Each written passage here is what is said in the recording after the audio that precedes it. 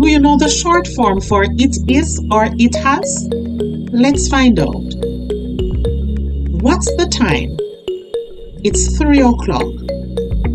Where's the meeting? It's in the conference room. Who is calling? It's my boss. What's for dinner? It's pasta tonight. How is the weather? It's sunny outside. What's that sound? It's the doorbell. Who is at the door? It's the delivery guy. What's your name? It's Anna. Where's your phone? It's on the table. What's your favorite color? It's blue.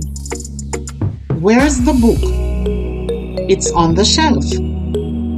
When's lunch? It's at noon. What's in the box? It's a gift. How's your day going? It's going great. Where's your car?